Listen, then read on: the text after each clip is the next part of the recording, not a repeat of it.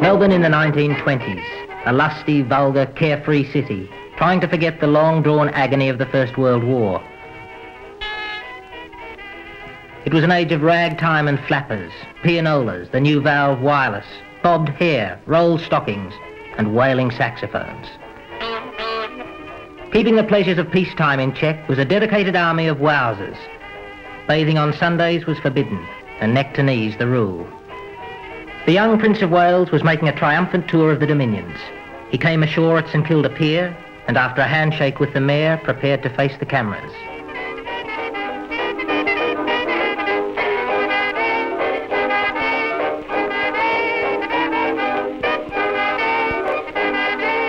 There were reminders of the spacious, ostentatious days of the Edwardian era.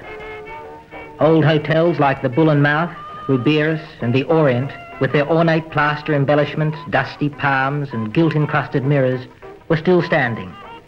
There were wine saloons, snooker parlours, sporting clubs, gymnasiums, shooting galleries and Chinese cafes, where those in search of pleasure spent their evenings. While in the city new trams were replacing the old cable cars, in the back streets a pint-sized punk was establishing his reputation as king of the underworld. For over 10 years he was a household name, regarded by the public as court jester, but by those who really knew him as a flash little runt and sneak killer.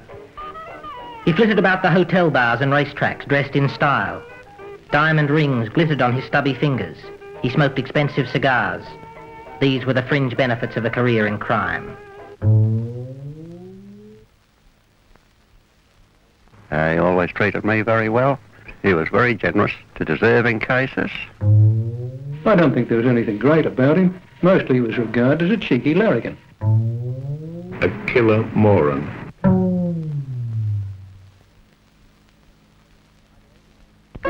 By the 1880s, Melbourne was no longer a dusty frontier town, but a great sprawling metropolis.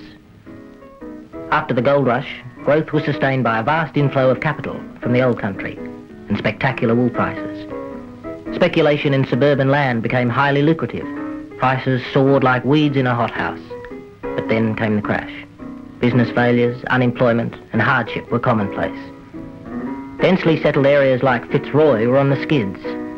From being a fashionable residential district for gentlemen and bishops, it grew shabby like the maiden aunt who started drinking. Many firms closed their doors. Of those which hung on till business picked up, Mr. Raven, the undertaker, would have his confidence most amply rewarded. In 1889, Leslie Taylor was born, the youngest son of a wheelwright. He went to various schools in Richmond, where he picked up the nickname Squizzy. By all accounts, he was a bright pupil and kept out of trouble. Later, he became known as the Turk for his dark complexion and shifty black eyes. On leaving school, he entered the magical world of racing as an apprentice jockey and stable boy. As he stood barely 5'2" in his socks, this seemed a logical choice. But young Squizzy soon noticed where the money was, in the punter's pockets, not out the back scrubbing the stables.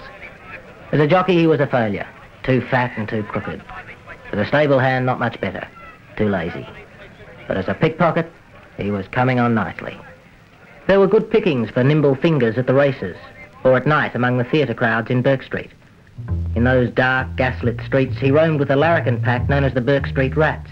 Though they admired him as a pretty slick fellow, not so the police, and he went to jail for the first time, 7 days, including 3 in solitary confinement. Historian Hugh Anderson has recently completed a book on the life of Squizzy Taylor. As a youth, Taylor was a leader of larrikins and a petty thief. While still on the fringe of the racing world and not yet an accomplished full-time crook, he tried his first attempt at blackmail. At this time he was riding for Mrs. Becker of Wilson Street, South Yarra, and learning of her sideline and abortions, he told her to pay up or else. Millicent Becker refused his demands and the police were informed. In sentencing her to 5 years imprisonment, Judge Eagleson said, "Women of your class are a disgrace and a danger and deserve no consideration. So far as this class of crime is concerned, the sooner a few of the women of your description are inside the walls of Pentridge, the better."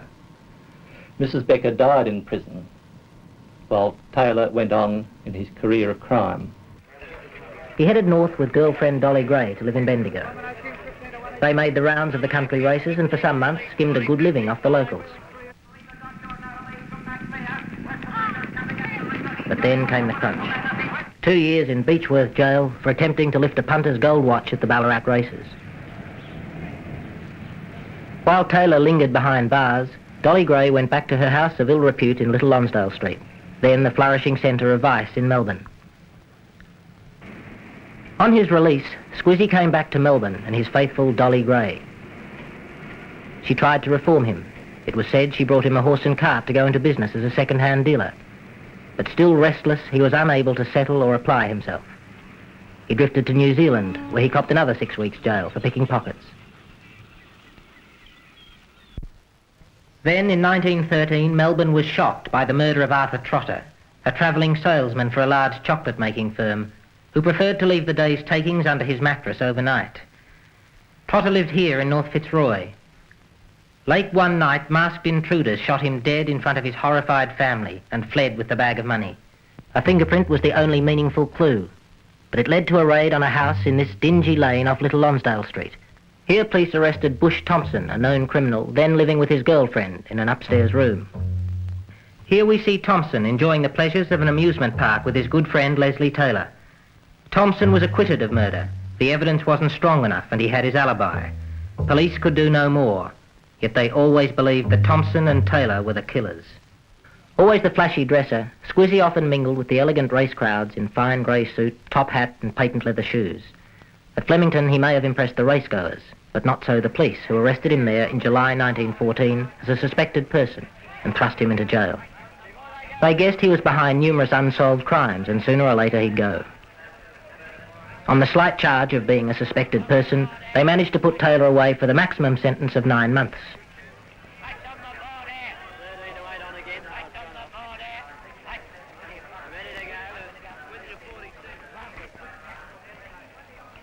Some criminals take jail in their stride. Taylor never did. In a cell at the Melbourne jail, he vowed to stay on the outside in future, at almost any price. 1916. There'd been a telephone call at a hire car establishment in South Melbourne. Could a driver collect Mr. Lestrange and friend at Clevedon Mansions early next morning? Such a respectable address naturally aroused no suspicion, and William Haynes was assigned to the job. He turned up at Clevedon about 8:30, but was hailed by 2 men in the Fitzroy Gardens nearby. They drove in the early morning sunshine out into the country while the passengers explained to their driver what it was all about. They would drive out beyond Doncaster and wait by the roadside.